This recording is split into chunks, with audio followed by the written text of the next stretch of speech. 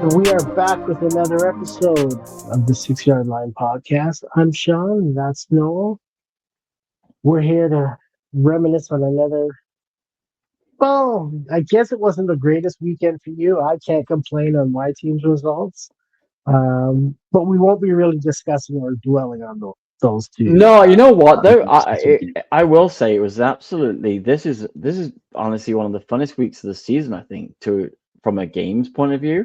I think every single game, as we've called it today, the insane comeback edition, because it seemed like that's the theme of the weekend. Let's get into that then. Let's get into it because Man City, personally, I think they bottled it on Saturday or Sunday, whenever it was. I think it was Sunday.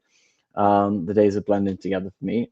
Yeah, I did laugh because I logged in and I checked on DAZN and I was out watching it and City were up 2-0 and just cruising, foot off the gas like it's a Sunday drive, taking it easy.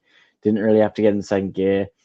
I heard the Easy on Sunday. halftime. Oh, the Boo Birds were at halftime at Tottenham Stadium. The stadium was half empty anyway, and it was just like I'm like, oh, this is gonna get ugly, and I'm like, oh, this is. I was gonna text you. This is Thomas Frank's last game in charge of Spurs because if they get an absolute pounding here, he's done. Credit to him, he made a couple of changes at halftime, which I think he needed to do. I think he took Romero off, I think, which was an interesting move, and he brought on I forget who he brought on, but the commentator I think started it. He said, "Oh, Solanke's never scored against Man City," and and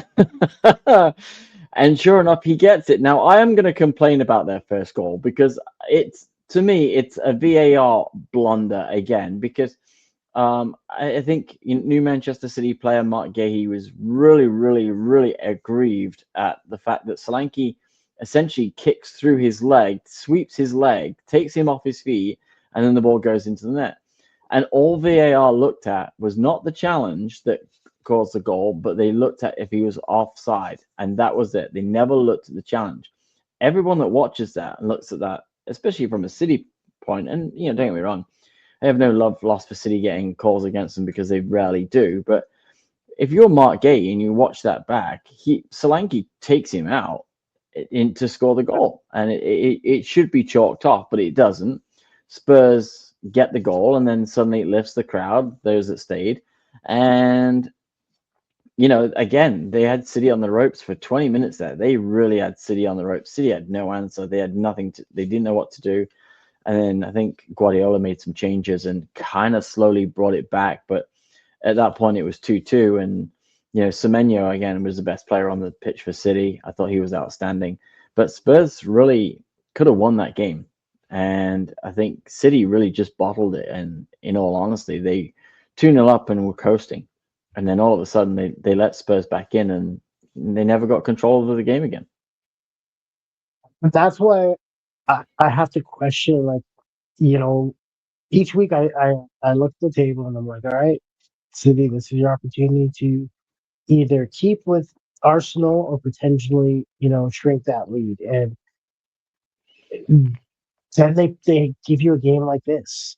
And you're like, you just look at them and you're like, you just don't feel confident that they can get it all together. I know it's Pep, but he just seems like he's just kind of almost like he's going through the motions. No, I Like think it's he's not. because I think it's a lot of young pieces. If you look at that side, I think it's a lot of young pieces still, right, that haven't played together. And I think what you're going to find is it might not be this year that they are um, good consistently. I think this year you'll find they'll be patchy because I think what they've got is when I look at some of the players like Shirky and I look at Semenyo and those guys, I think they're good for the next 4 or 5 years, right? I think there's a couple of the young lads that are in the back. Donnarumma was, I gotta say, he was outstanding on Sunday. Like he was absolutely top notch, right? But I think they've got a lot of young pieces that haven't always gelled together, and I think they're still Right. trying to find out what his best formation. And Haaland's lack of goals at the moment is also a little bit of a problem for him as well. So I just think they will this year. I think it's Arsenal's to lose. I've said it all season long. I said it last week, even if Arsenal had a bit of a wobble. But I think City is also good for a couple of wobbles too. So I think we're gonna have these weeks where it's gonna be like I think Arsenal could lose next week and City win, and then everyone's back on the City's gonna catch him. It's No, I he think it needs goes either way. City has to lose on Sunday. They're coming up. They're coming to Anfield.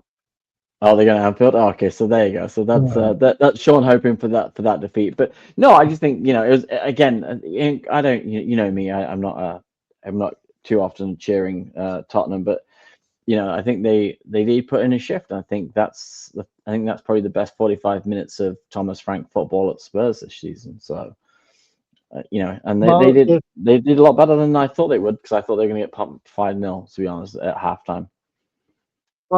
if he was on the chopping block, he's like I said, he saved his job for another week.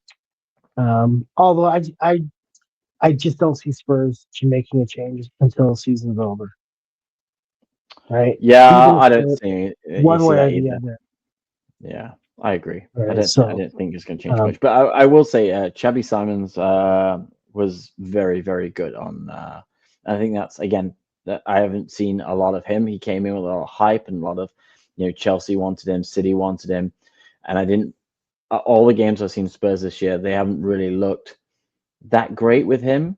But he did look pretty decent on the weekend. So hey, you know what? It was another insane comeback, and again, it was just a really good, entertaining Premiership game. Thanks everyone for watching, and we super appreciate you all. And don't forget to smash a like and subscribe and all the fun stuff at the bottom. And yeah, we're on to week 25. Oh my God, the season's almost over. it's almost over, but don't worry, we'll keep footy content coming your way. Oh yeah, we have the World Cup to worry about if it ever happens. Um, I don't think you know what. I have no patience to sit here and talk World Cup soccer. So, folks, do not expect a 60. We'll maybe do like a pre tournament draw or pool or something like that, but we're not going to do like game by game or any week by week or pool by pool because I'm more entertained on the politic aspect to see who if there's going to be all kind of drama before the World Cup or during. Well, we'll see. But no, we've got still got a few more weeks to go in the season, and it's pole position for Arsenal, and yeah, it's let's hopefully this weekend's games are just as exciting as this weekend's because it was fantastic, great to watch. Yeah, that would definitely suit me well. So we'll leave it at that, folks. Thanks for watching. Catch you guys next week.